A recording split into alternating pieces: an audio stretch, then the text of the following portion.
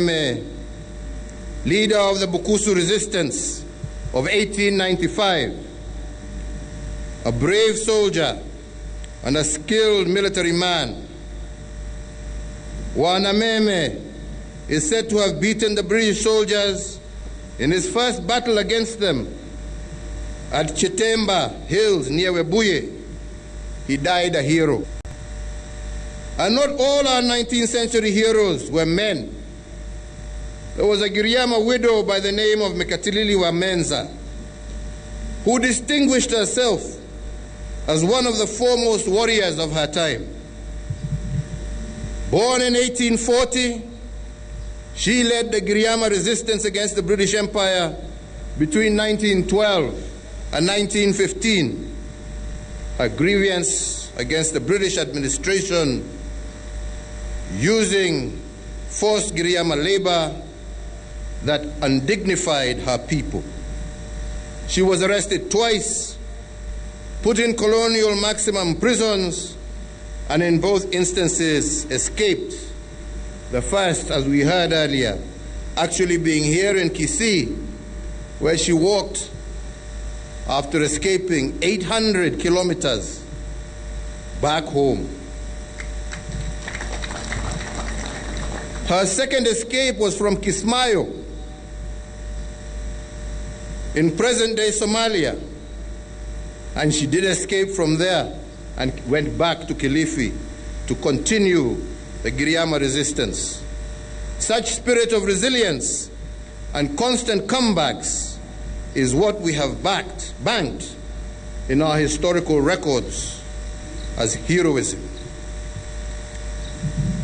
A new generation of liberation leaders, inspired by these 19th century heroes, emerged from the 1920s. They included, amongst others, Jomo Kenyatta, Jaramogi Oginga Odinga, Harry Thuku, Achieng' Oneko, Daniel Arap Moi, Masinde Muliro, amongst others. This generation was more enlightened in Western tactics and began to use pen and paper to advance the cause of the African people. This is the generation that laid the foundation stone for our modern nation state, and that is why we call them the founding fathers of this nation. In the late 1940s, a new generation who had fought side by side with British soldiers during the Second World War emerged. This generation was heroic on many accounts. They fought the Mau Mau War against the British Empire and won.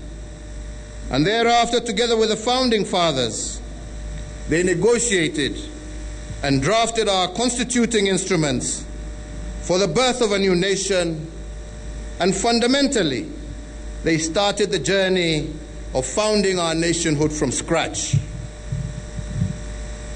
But what enduring lessons can we highlight as a nation from the examples of these ordinary men and women who became heroes? What must we teach our children every Mashujaa day from the acts of these heroes? These liberation heroes were people who sacrificed themselves for an ideal bigger than themselves.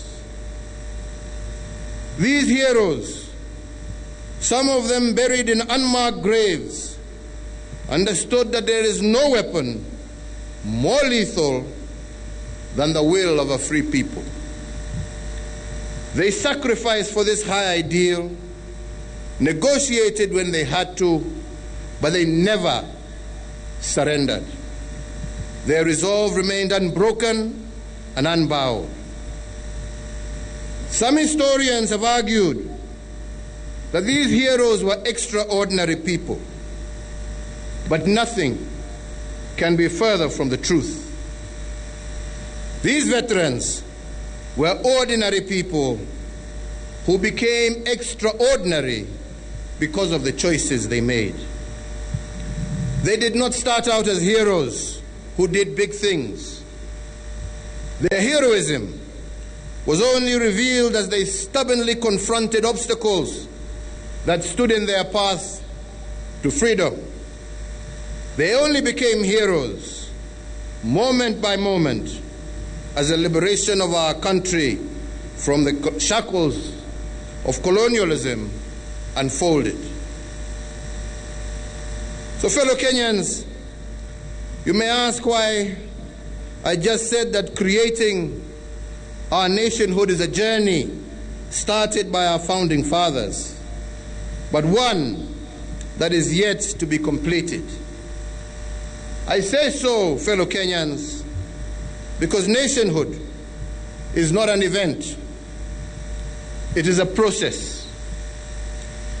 When our founding fathers emerged from the liberation war with fresh wounds, bloodied faces, years of incarceration, they had only one desire. They had vanquished their enemy and brought freedom. But the task of bringing 42 nations into a single nation state was still daunting. They knew that this would be a journey. They knew that summoning the consciousness of 42 nations into a singular purpose under the nation state would take constant negotiations and renegotiations.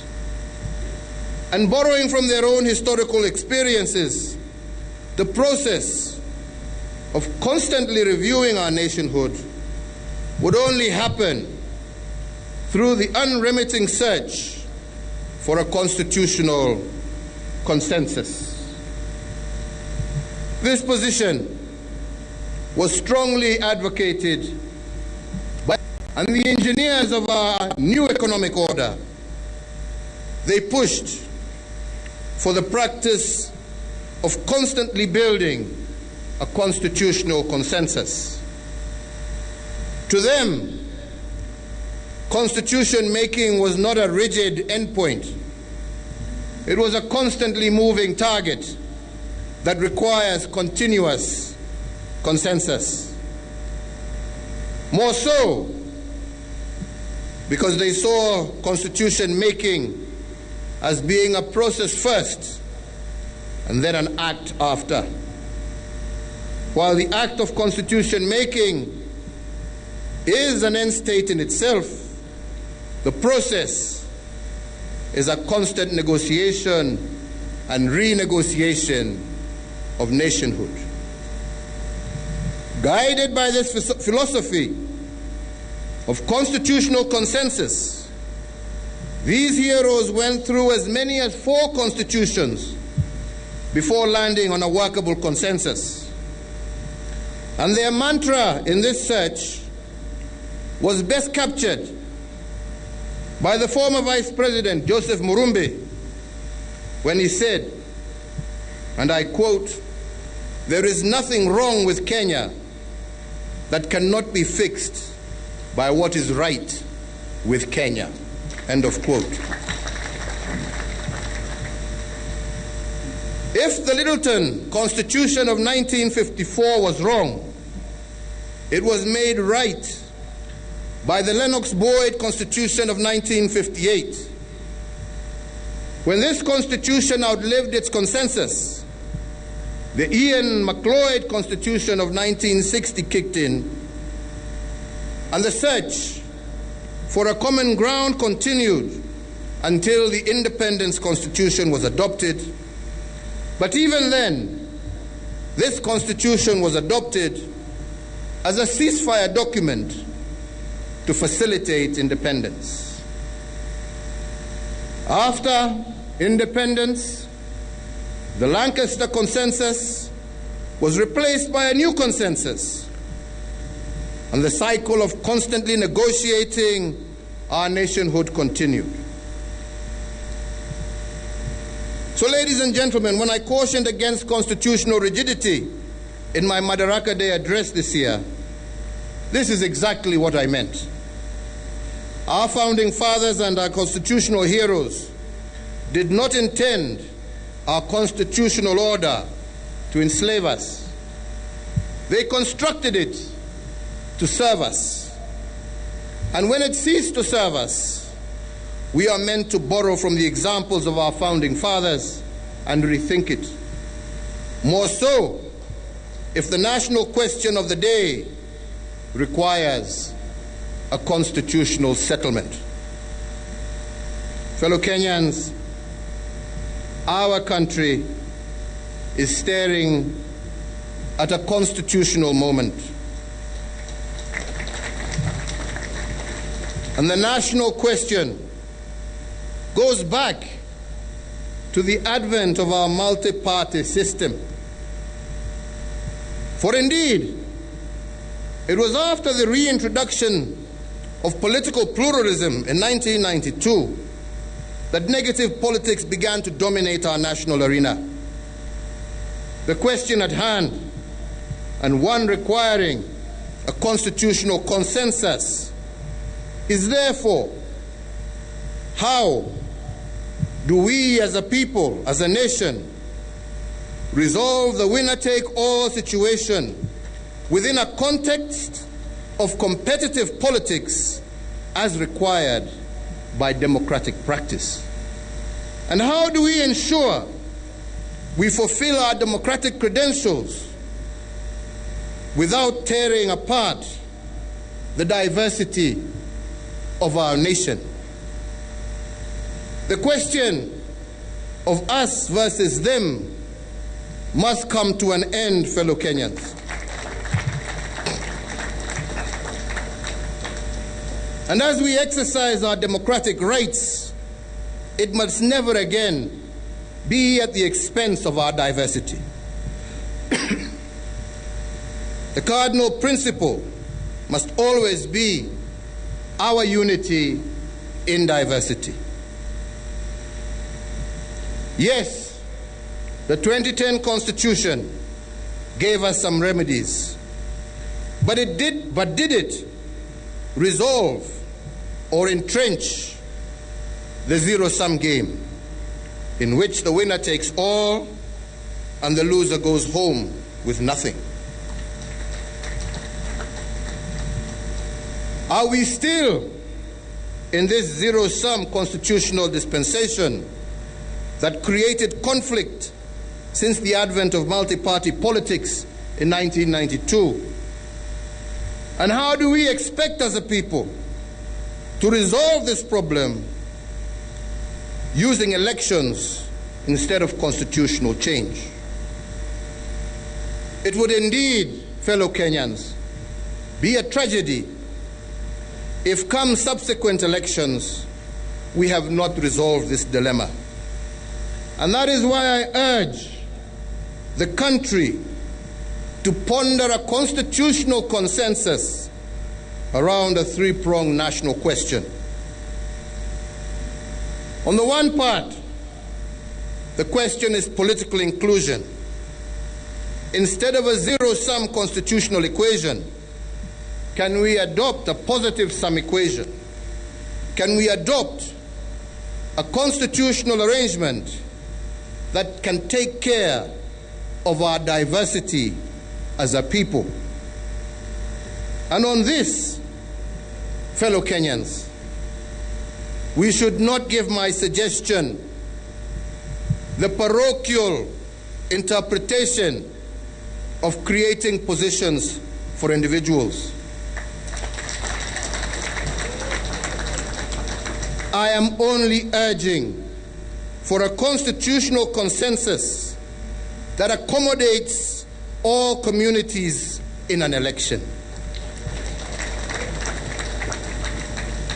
A consensus that makes it possible for any Kenyan to lead this country working hand in hand with his or her brothers and sisters from across the nation. The second part of the national question at hand is about equity in the distribution of opportunities and resources. Our political practice, unfortunately, has been such that resources and opportunity go to those occupying positions of authority. And that is why elections are so divisive and emotive. But it is possible for us to entrench the principles of equity in the distribution of resources and opportunities in the Constitution.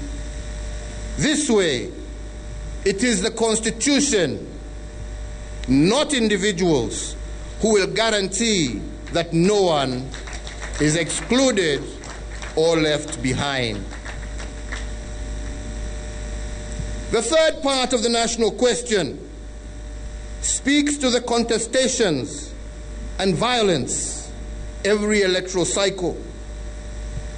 1 year before every election, the economy shuts down as it anticipates the turns and twists of the election. 1 year after the election, the economy is still on a go-slow as markets wrap themselves around the emerging political constellations. This means that in every electoral cycle of 5 years, 2 years are wasted exclusively attending to electoral matters. Fellow Kenyans, the quest to liberate our land was also fueled by our desire to drive hunger, ignorance, disease, and unemployment from our midst.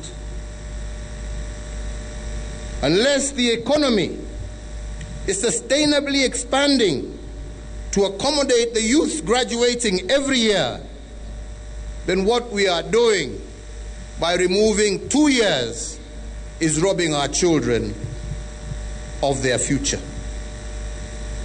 Therefore, as part of the national question, we are called to create an environment where enterprise can thrive by continuously attracting capital into the country. Endless political contestations creates anxiety, akin to some of the things that we are witnessing in our nation today. Truly, I do not believe that is what our founding fathers and the constitutionalists at independence wanted for us. And if we do not change it now, when we have this constitutional moment, this problem will plague our country for years on end. My invitation to our country, therefore, is for us to have an honest conversation with itself, as William has just said. And we must not shy away from taking bold decisions the way our founding fathers did. Ladies and gentlemen,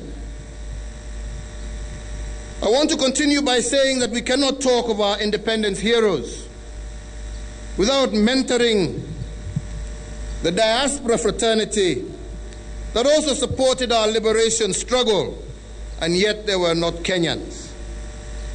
The former Prime Minister of India, the late Jawaharlal Nehru, was one of the very early supporters of our struggle.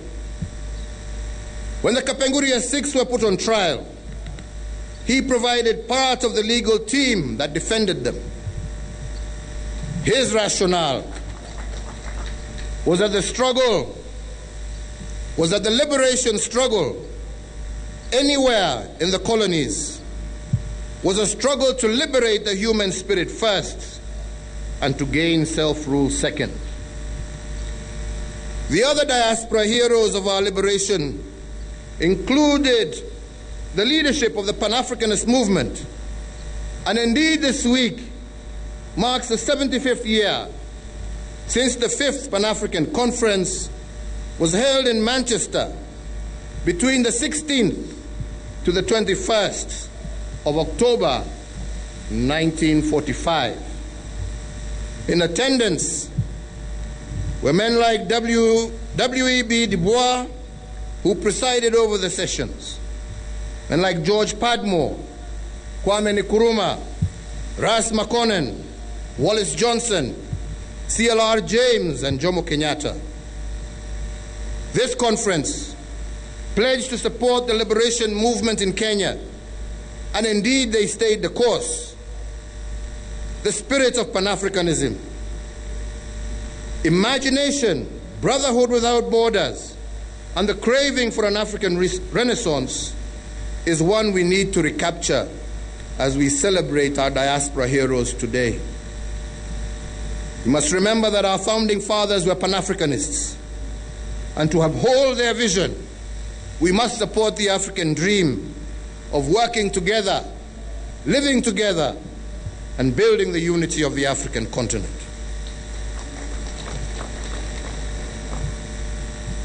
Fellow Kenyans, we must also celebrate today our young people. They are our heroes, and yet we so often forget.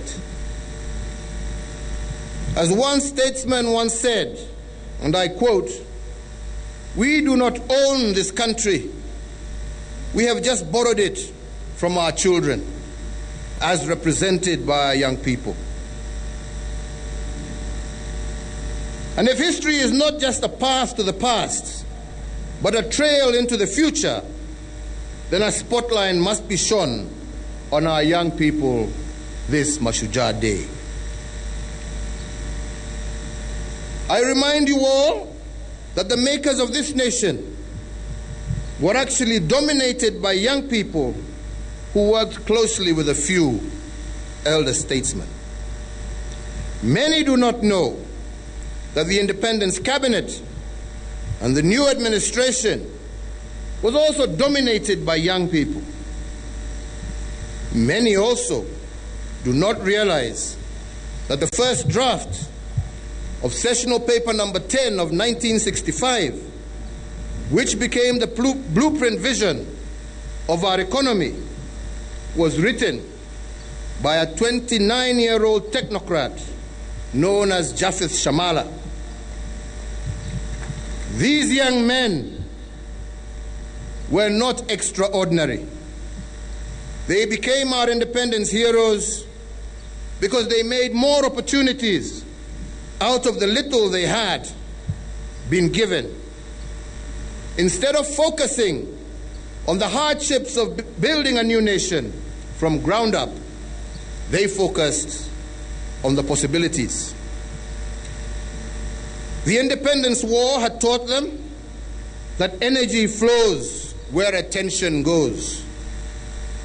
They had learned from the struggle that what you focus on grows, and the words you utter become flesh. Our young liberators became heroes because they focused on what could be done and not the obstacles that stood in their way. Their attention was on the positive, and the words they uttered about their country were full of optimism. This attitude of positive energy made most of them heroes because they dared to do the impossible. And here is a lesson to our young people today. As I said in my Madaraka Day address, our nation, Kenya, is still a work in progress. It has its good and its bad. It has its ugly, but it also has its sweet. If our attention as a people and a nation always reverts to the bad and the ugly, all energy will flow to the negative, and we will just become a nation of angry, disillusioned people. But the young people who embrace the positive and the possible will emerge heroes and makers of things. So therefore, a good starting point for all our young people is to look for a problem and solve it. And if you solve a problem, heroism and success will naturally follow you. And I have 3 recent examples to illustrate this here in Kenya. The first one, last week on Friday, I invited my cabinet and indeed the entire nation as I unveiled a series of transformative programs and projects undertaken by our young people. The team of over 800 young men and women, drawn from across the Republic, have undertaken seminal programs that include the nationwide airborne geophysical survey, the geospatial project, the cyber project, developed drones, as well as a national security industrial project. These young innovators not only delivered high-quality work, they also did so at a fraction of the said cost. For example, ladies and gentlemen, in respect to the mapping of our national resources under the National Airborne Geophysical Survey, a private firm had quoted to do this at a cost of Kenya shillings 30 billion.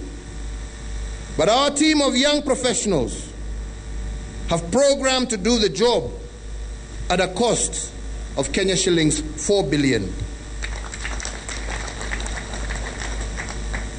Currently, this project is almost 70% complete, and we look forward next year to launching it. With the completion of this seminal project, the comprehensive geology of our country is now known, and that information will be used to chart a path to prosperity and self-sufficiency for host communities and the wider Kenyan nation. Our young people have similarly completed the mapping of our entire country to the sublocation level, an endeavor that was last undertaken in 1972. Thanks to their efforts, we now have an annotated inventory of all public utilities across the country, all public infrastructure, all schools, both public and private, all hospitals, and all other public utilities, and a description of all physical developments, all the way to the individual home. Serikali sasa itakuwa ngumu sana. Because of this, the next frontier of e-commerce within our nation will be powered by the national address system that will be rolled out across our nation. The e-commerce trade channel will be serviced with drones made by Kenyans for Kenyans. The second example I want to give is about two engineering students from Jomo Kenyatta University of Agriculture and Technology. The two, Michael Mwasikenyi and Ken Geshira, created an automated weeding robot to help farmers eliminate the need for herbicides in their crops. The robot uses artificial intelligence to discriminate between weeds and crops, and the innovation has a robotic arm for weeding in between the crop rows and a plow-like weeding tool that is dragged by the robot as it passes in between the rows of crops to remove inter-row weeds. This innovation emerged winner of the 2020 Imagine Cup, beating teams from across 9 European, Middle Eastern, and African countries. The innovation is scheduled for presentation at the Imagine World Championship in Seattle, Washington State. Added to the many innovations from our young people during the COVID-19 crisis, the third heroic example I wish to mention is that of one Roy Alela, holder of a bachelor's degree in microprocessor technology and instrumentation from the University of Nairobi. This 25-year-old engineer had a strong urge to communicate with his 6-year-old niece, 6-year-old deaf niece. He had a problem to solve, and he did not shy away from it. After many experiments, he finally managed to create a pair of smart gloves that helped him communicate with his deaf niece. These gloves have flex sensors that help the deaf wearer communicate and actually vocalize messages to a mobile phone through Bluetooth. These customs are made to be customized to any client specifications and have a 93% accuracy of vocalizing messages. By solving the problem of his 6-year-old niece, Roy Alela has created a solution that will help thousands of deaf people globally. This innovation has won the Hardware Trailblazer Award by the American Society of Mechanical Engineers. Roy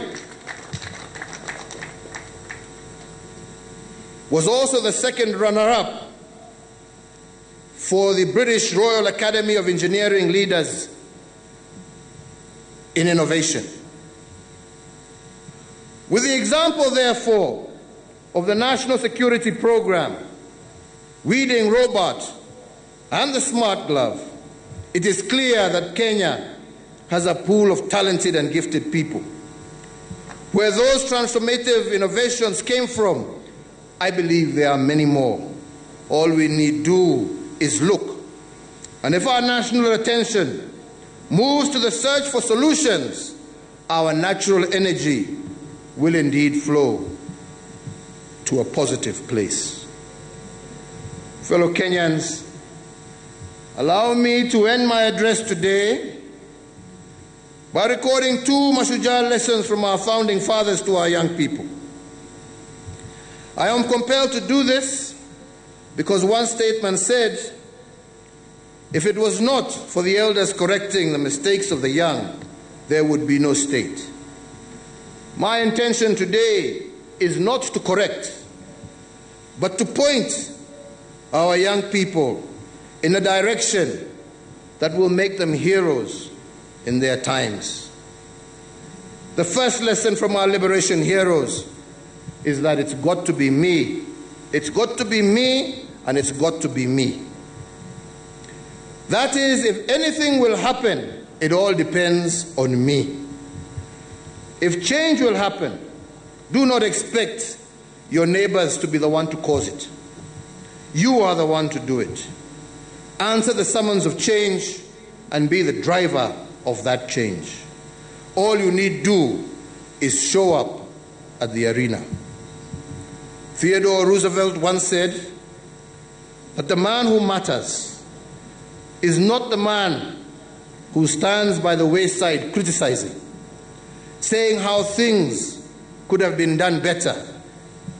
The man who matters is the one in the arena, the man whose face is marred by dust and sweat and blood, the man who errs and comes short again and again, knowing that even if he fails, at least he failed trying. My call to our young people, therefore, is to get off the wayside of pessimism and get into the arena. If the young veterans of war had not heeded the summons of change, we would not be having this Mashujaa Day or the independence that we enjoy today. The second lesson to our young people from the liberation heroes is this: be prepared to pay the price. And I'm using the word price to mean what you pay in exchange for something. The price of our liberation was high. But there was no doubt that our founding fathers were prepared to pay for it. Some of them paid the price with their own lives. But what they got in exchange is far greater than they could ever have imagined. Borrowing from the young veterans of our liberation, my appeal to our young people is not to be afraid of paying the price. If you have a dream, pay the price and the dream will come to you. And if you have a challenge, pay the price and it will resolve itself. And in saying this, I am inspired by the words of Reverend Frederick Donaldson in a sermon he gave almost 100 years ago. In this sermon, he dreaded an emerging culture of not paying the price. A culture characterized by wealth without work, pleasure without conscience, knowledge without character, commerce without morality, science without humanity, worship without sacrifice, and politics without principle. If indeed our founding fathers were young people when they created Kenya, our young people can found a new Kenya in our lifetime. They have what it takes to create a new wave of heroism if they get into the arena prepared to pay the price of dreaming. On my part as your president, I will continue to accord our youth every opportunity to serve in public service. Indeed, the last crop of chief administrative secretaries that I appointed, the vast majority of appointees were in their 20s and 30s. A continuation of my promise to the youth that my government will empower them and give them a greater voice. Ladies and gentlemen, let me also take this opportunity to commend all the young people that are serving their nation both at national and county level. Our national response to the coronavirus pandemic was fortified by their immense contributions. I also want to thank our valiant, critical, and essential service providers for keeping Kenya going through this difficult time. I also thank our healthcare workers for their heroism, dedication, and selflessness in the midst of the greatest threat to public health in a century. I thank, too, our law enforcement officers, our military, who are keeping Kenyans safe and orderly. Fellow Kenyans, what then is our lesson from our independence heroes this Mashujaa Day? What our heroes taught us is that it is very easy to lose a country. And as your fourth president, I need to remind you that you will have a fifth, a sixth, and even a 10th president, but you have only one Kenya.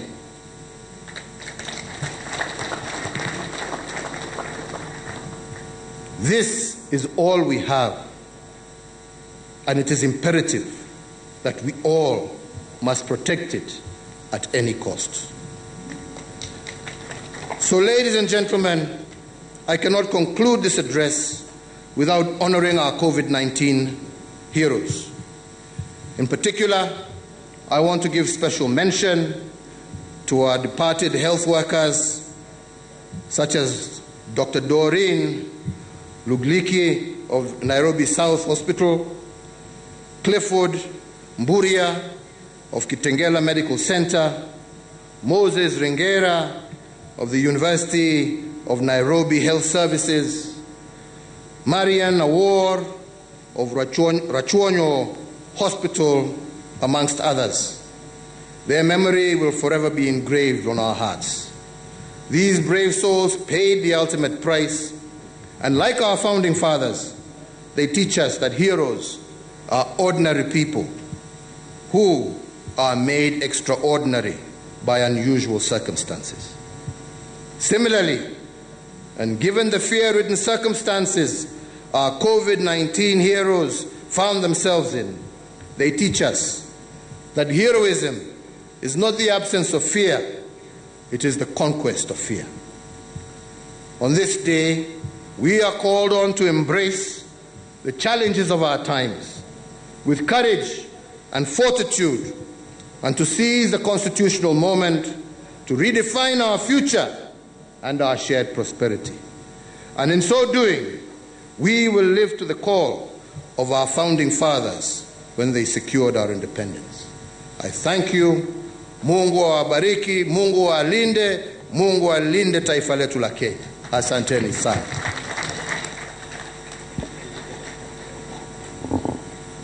Tusimameni sote kwa wimbo wa taifa tafadhali.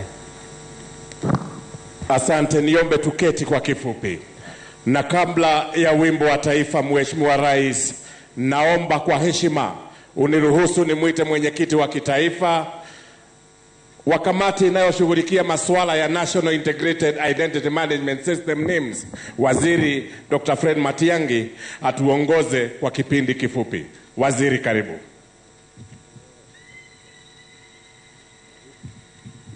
Your Excellency, the President of the Republic of Kenya and Commander-in-Chief of the Kenya Defense Forces, Your Excellency, the First Lady, Your Excellency, the Deputy President, and Mama Rachel Ruto, distinguished guests, ladies and gentlemen, Your Excellency, with your kind indulgence, may I invite the Honorable the Attorney General to join me as we perform this very simple and short ceremony.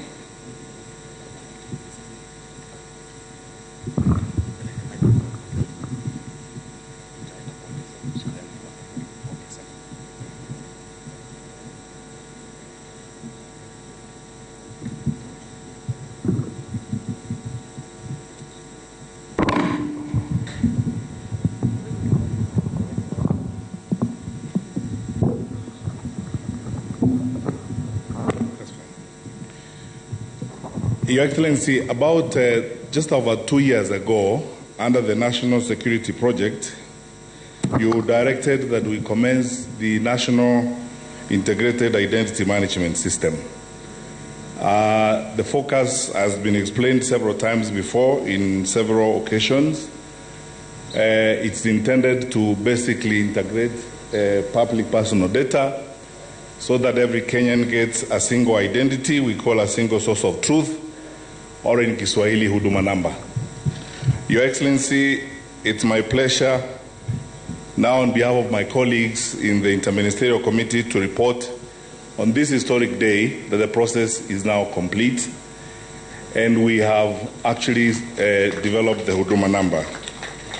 Your Excellency, today you and the First Lady will be the first recipients of the Sambo Huduma card, which we hope to be rolled out as soon as the National Assembly completes the process of the appointment of the Data Commissioner as directed by the High Court. Your Excellency, on my own behalf and on behalf of my colleagues in the committee, I would like to invite the Honorable the Attorney General to now hand over the Sambo Huduma card to you and to Her Excellency the First Lady.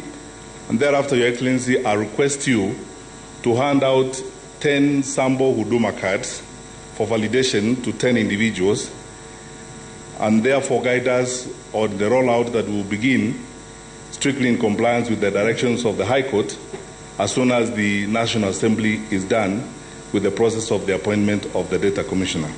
Your Excellency, the President.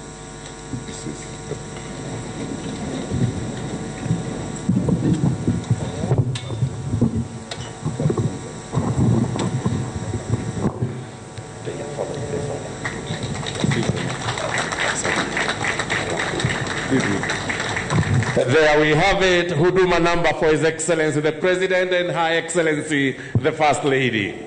Asante. There we have it. Tuombe sasa Mheshimiwa Rais uweze kupeana ya kwanza kwa Laban Ouru Siro. Tumlete kwa haraka. Laban Evans Amenya Bosire, Alois Mosoti Okero, Sylvester Achuka Mose,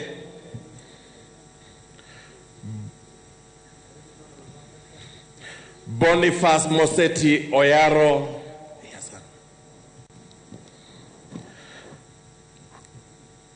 Evans Guaro Nchoga,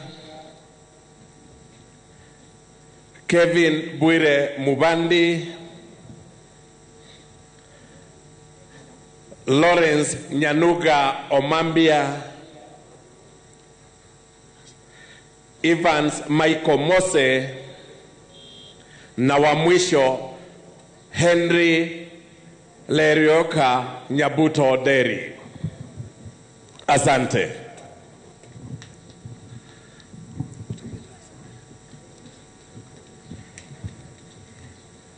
Asanteni, nilikuwa tu nataka niongeze tu mambo machache tafadhali, kama mnaweza mketi dakika moja. Mwajua tulianza kazi ya kuhakikisha kila Mkenya ataweza kupata huduma namba yake ambayo itarahisisha vile Mkenya ataweza kupata huduma za serikali kwa njia rahisi.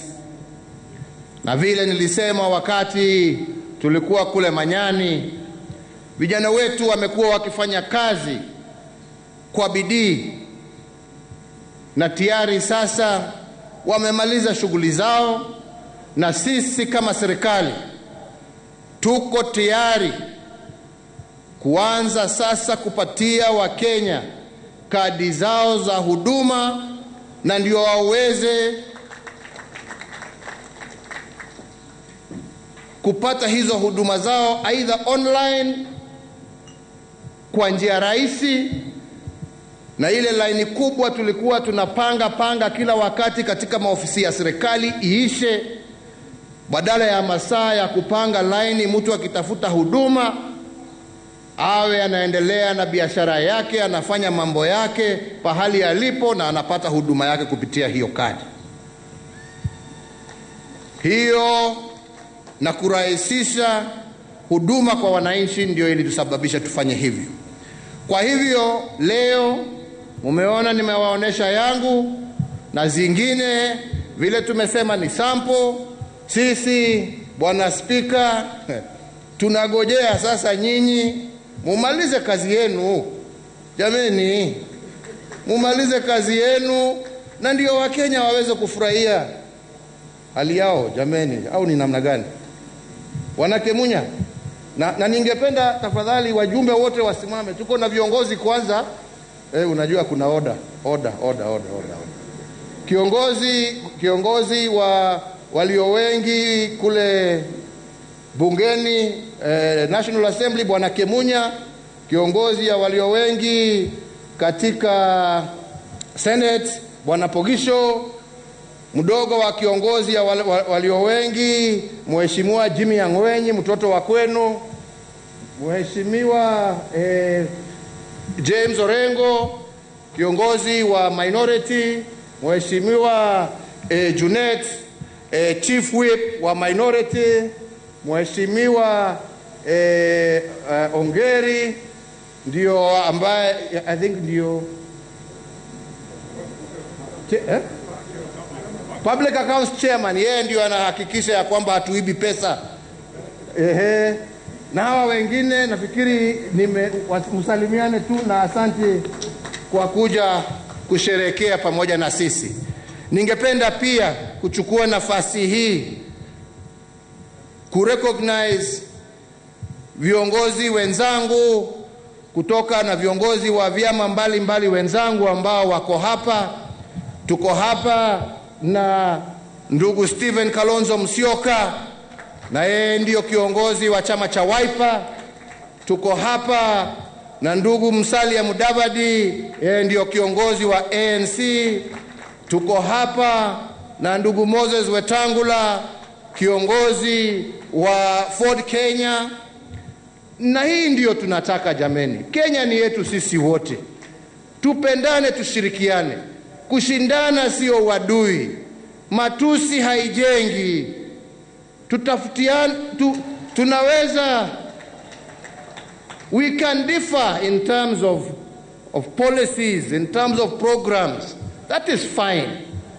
But we don't have to differ to the point where we insult one another, where we shed blood of our own brothers and sisters because of what we want. No, we are here to serve. We are here to work together. We are here to respect one another.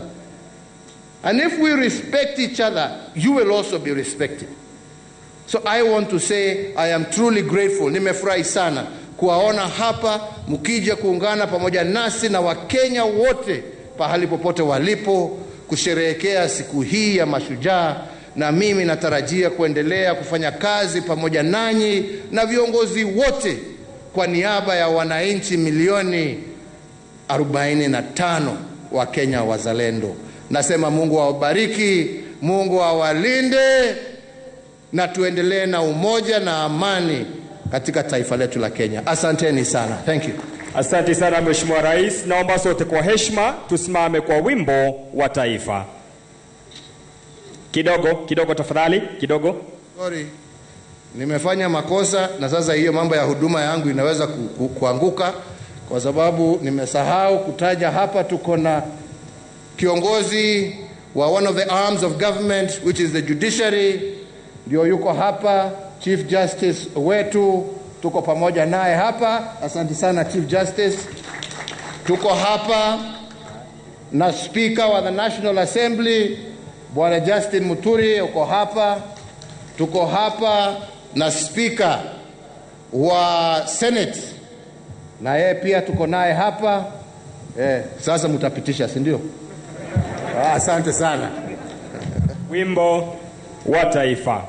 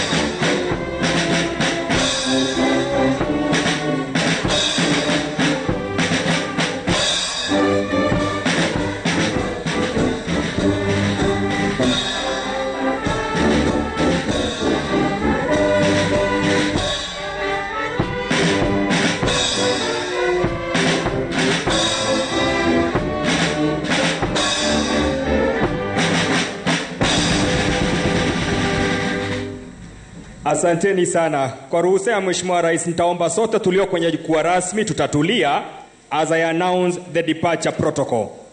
Tutamkubalia Mheshimiwa Rais Uhuru Kenyatta na the First Lady wataondoka kwanza, kisha basi nitaeleza. Wengine tutulie tafadhali. We would wish to observe departure protocols being led by His Excellency the President of the Republic of Kenya and Her Excellency the First Lady.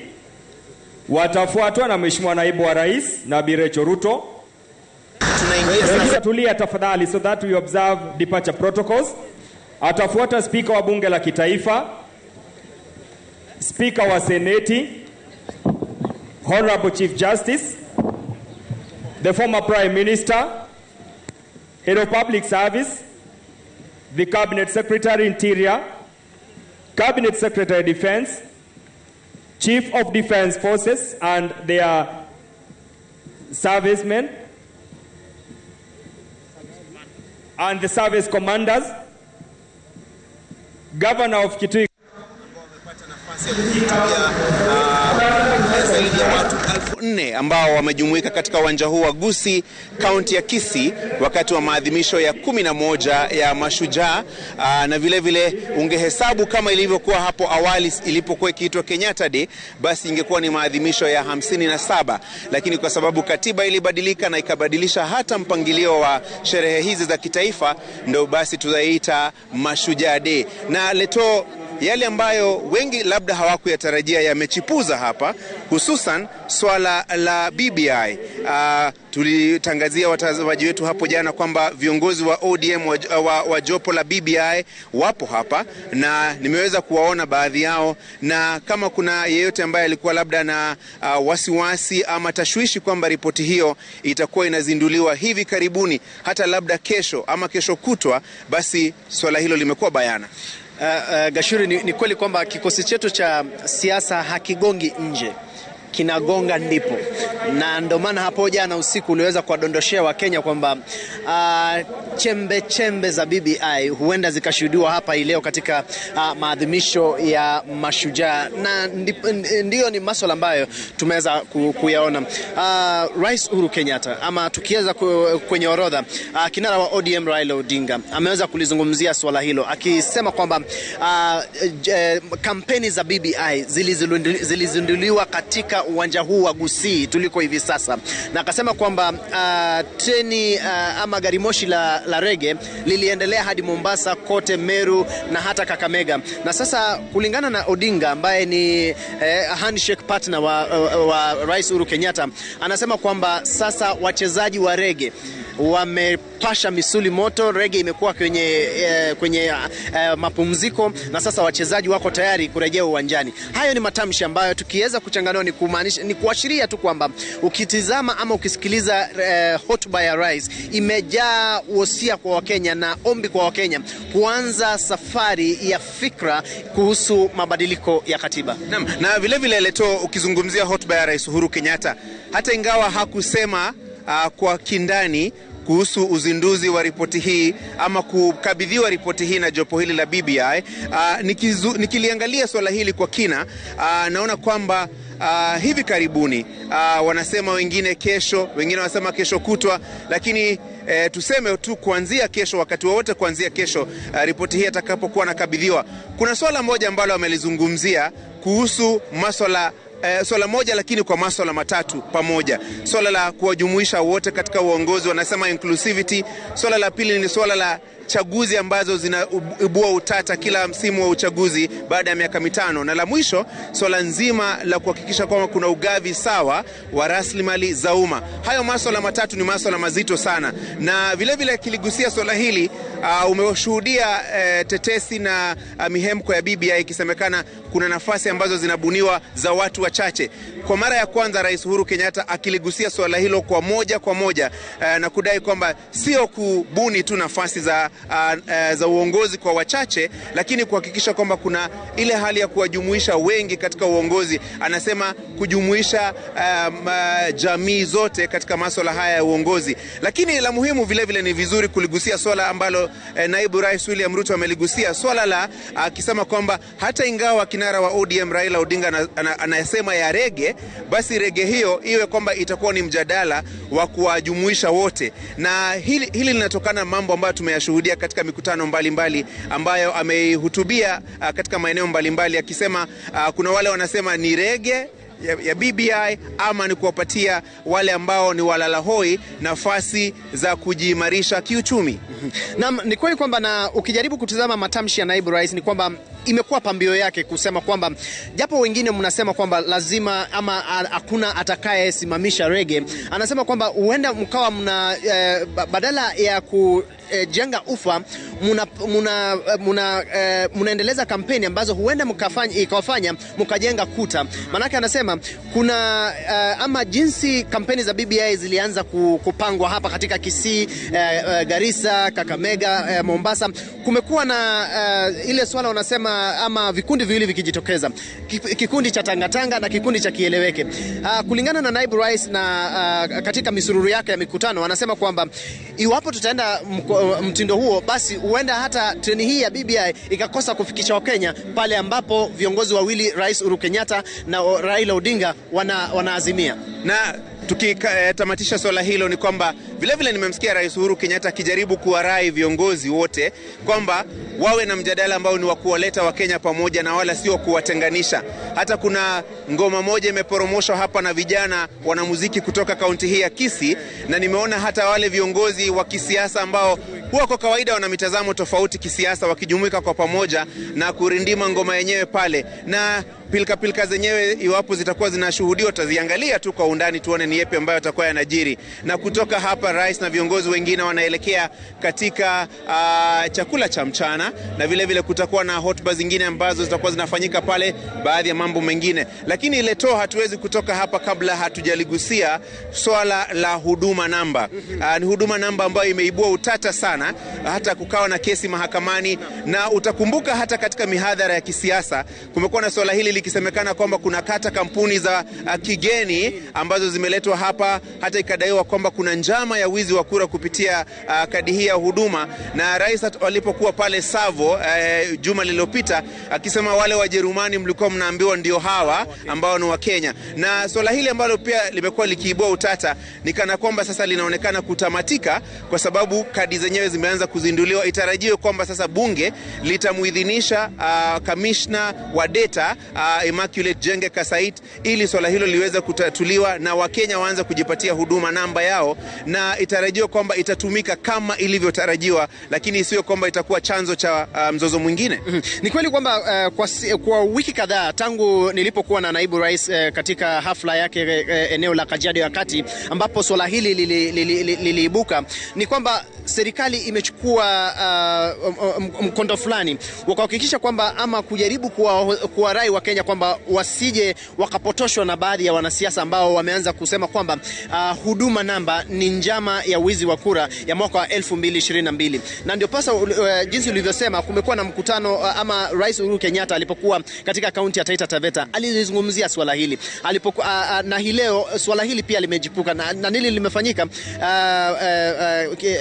Attorney General ameweza kumkabidhi rais, mwanasheria mkuu amemkabidhi rais, mkewe na Wakenya 10 kutoka kaunti hii ya Kisii huduma namba, wakisubiri kwamba bunge liweze kupitisha. Kwa hivyo ni swala ambalo limekuwa likichipuka kila kuchao. Lakini Gashuri, mimi singependa tuweze kutamatisha kabla hatujamalizia hotuba ya rais. Amezungumzia sana kuhusu vijana. Bila shaka, na swala hilo ambalo nimeona mimi kwa mtazamo wangu na muktadha wa swala nzima, kumekuwa sana na madai ya vijana kutelekezwa, kutoshughulikiwa katika nafasi za ajira na mambo kama hayo, na imekuwa ni kama jibu la rais kuhusiana na changamoto ambazo zimekuja upande wake na upande wa serikali, kwamba vijana wametelekezwa, akiwapa changamoto vijana wawe katika mstari wa mbele ili siku zijazo wahesabiwe kama mashujaa, jinsi walivyohesabiwa mashujaa wa siku zile ambao vile walikuwa vijana. Lakini hatuwezi kuyachanganua haya yote wakati huu. Kwa nafasi hii tukutane saa 1, saa 3 ili tuweze kuyaweka bayana masuala mengi ambayo yameibuka katika hotuba hii ya rais na viongozi wengine ambao wamehutubu hapa, akiwemo kinara wa ODM Raila Odinga na vile naibu rais William Ruto. Na kutoka hapa hatuwezi kutamatisha matangazo haya moja kwa moja bila kumpa nafasi mwenzetu Joshua Makori Ongechi, ambaye yuko maeneo mengine anatangamana na wananchi wenyeji wa kaunti ya Kisii na viungani mwake. Makori, kama unanipata, je, wananchi wanasema nini uliko? Alafu wakisha kwambia utamatishe haya maswala, alafu tuingie studio. Gashuri, kabla Makori hajaweza kututamatishia ama kutukunjia jamvi kutoka kaunti ya Gusii, tujua kwamba kiongozi wa kitengo Jamila Mohamed alisema kwamba tusiporudi Nairobi na Matoke, Chinsaga na Ebi Sukari, tubaki hapa na asituone ofisini. Kwa hivyo Makori, tuokoe tafadhali. Kazi kwako Makori. Basi ndo hivyo, tukutane baadaye tuweze kuchanganua masuala haya kwa undani zaidi kama yalivyochipuza hapa katika uwanja wa Gusii, kaunti ya Kisii. Sadakta, mkuu wa kitengo Francis Gashuri pamoja na ripota mwenzangu Steven Leto Matoke tutatafuta tumpelekee yule mkuu wa kitengo wetu Jamila Mohamed. Lakini hapa nilipo ni kwamba ni kusikiza tu maoni ya wananchi ambao ndio kwanza wanatoka katika hema hizi ambazo walikuwa wametulia kufuatilia ile hotuba ya rais na sherehe hizi hapa katika kaunti ya Kisii, ambapo kama ambavyo mmedokeza kuna masuala mengi ambayo yamechipuka. Nitazungumza tu na baadhi yao wawili mmoja hivi kunielezea ni kipi ambacho kimejiri. Labda huyu mmoja hapa, unaitwaje ndugu na umefuatilia vipi? Mimi kwa majina naitwa Dennis Nyamboga Minga na hudumu katika hospitali ya Ramu huko. Nimefurahia, niko na furaha ya kifani kwa hotuba ambayo rais wetu amepeana Kisii. I'm very happy. Ameongea vizuri na namba ya pili. Kitu nimefurahia ni kwamba ameanzisha huduma namba ambayo itatuwezesha tusibebe vitu mingi kwa mifuko, tuwe na hiyo namba moja ambayo itatukua inatusaidia. Asante sana. Kuna swala lolote na labda siasa ambalo pia umefuatilia? Siasa, rais wetu amesema tuachane na siasa, tufanye maendeleo. Na hiyo ndio tumefurahia. Saa hizi hatutaki mambo ya siasa. Hapa kitu tunataka sasa ni maendeleo tu. Pia ameleta maendeleo Kisii, barabara zinanawiri, hiyo ndio tunaomba. Sasa nizungumze pia na huyu mama mmoja ambaye nilikuona ukifuatilia kwa karibu wakati ulikuwa makaa huko. Nini ambacho umekipata kwa kikao cha leo? Mimi nimefurahia rais wetu amekuja hapa na kutuambia tuwe na umoja na upendo. Na tena kitu ya pili, kama sisi wa mama, badala ya kwenda kupanga kwa maofisi hivi tupate huduma namba, sasa ikiendelea kutuishia, anasema ya kwamba tutapata kwa njia ya simu, njia ya rahisi yani. Kuliko sana. Umeonaje, umefurahia kwamba leo mmepata mashujaa hapa Kisii? Mimi ni nafasi ya kwanza kukuja kwa sherehe ya Mashujaa Day. Nimefurahia, nimeona kila kitu iko sawa. Pamoja nimeona wazee wetu wa zamani, nimeona vitu ya zamani ambayo hatukifikia. Sadakta, nitazungumza na mmoja wa mwisho. Zungumza na mtu wa mwisho. Bawabu huyu basi. Nieleze. Usemaje? Hali imekuwaje? Unashuhudia vipi? Hali imekuwa njema sana. Mimi nimefurahia hii siku ya mashujaa. Kwa majina naitwa Moses Philip Nzenze. Nina furaha sana. Na naambia mashujaa wetu, rais wa nchi aweze kuwakumbuka, tuweze kukumbukana katika nyanja mbalimbali tunazopitia, na hata pia mimi nikumbukwe, manake niko kijana, sistahili tu niwe bawabu, na stahili kufanya kazi hata serikali nikumbuke. Kwa majina naitwa Philip Nzenze. Basi nitafikia hapo kwa sasa. Kuna wananchi wengi ambao wangependa kuzungumza kutoka hapa kaunti ya Kisii kutokana na shughuli hiyo nzima ambayo imeibuka leo hapa katika kaunti ya Kisii, lakini pia tutaangazia tu baadaye katika taarifa zetu za saa 1 na saa 3 kushughulikia tu maoni ambayo wanatoa. Kutoka kwangu Mashirima hapa katika ukumbi wa Kisii Sports Club, na warejesha sasa katika studio zetu kuendelea na matangazo ya kawaida.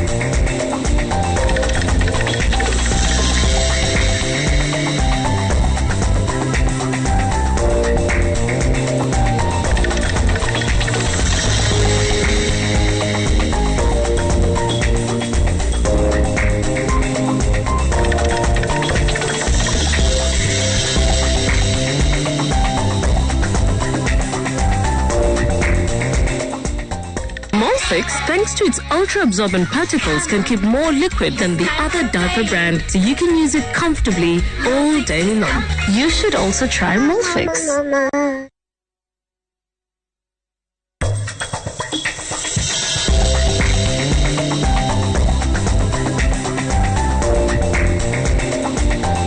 The procedure of reporting assets to Unclaimed Financial Assets Authorities. Write an email to holders@ufaa.go.ke to request your profile to be created. Unclaimed Financial Assets Authority.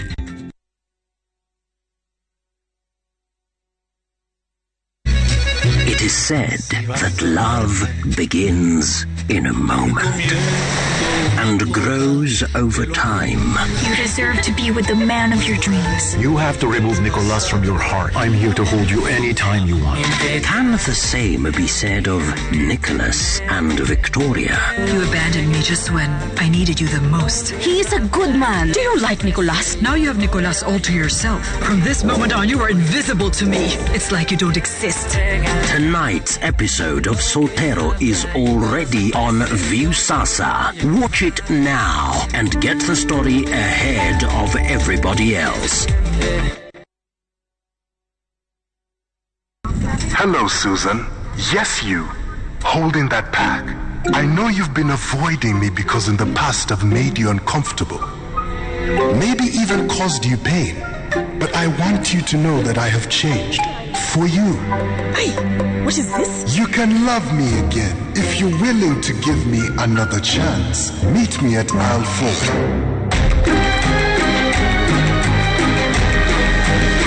Hey, Susan.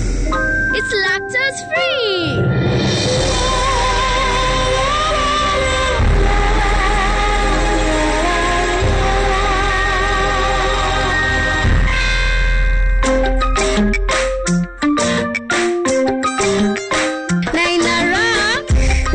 You love milk, and now there is milk that loves you. With Gold Crown lactose-free milk, you can enjoy the richness of natural cow's milk without any of the digestion discomfort. Gold Crown lactose-free milk that loves you.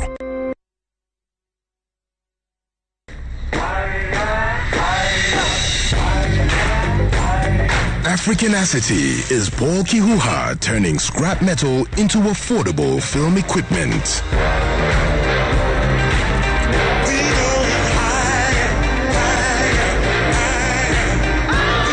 ABSA, we love Africanacity and believe in working with you to get things done.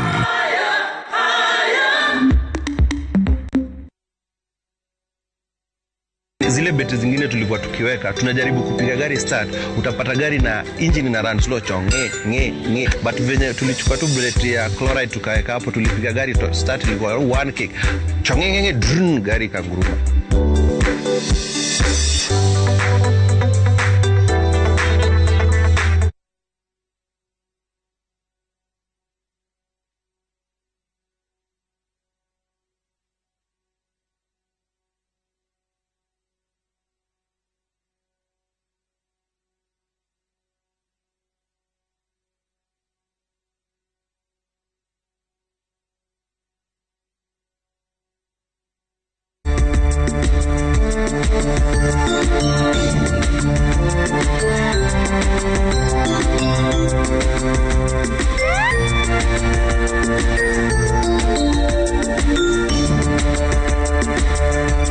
Hujambo mtazamaji, karibu kwenye taarifa kuu za Sema na Citizen siku hii, ambapo tunakuletea makala spesheli ya siku ya kuadhimisha mashujaa humu nchini. Na kama kawaida na kuuliza tu, je, shujaa wako ni nani hii leo?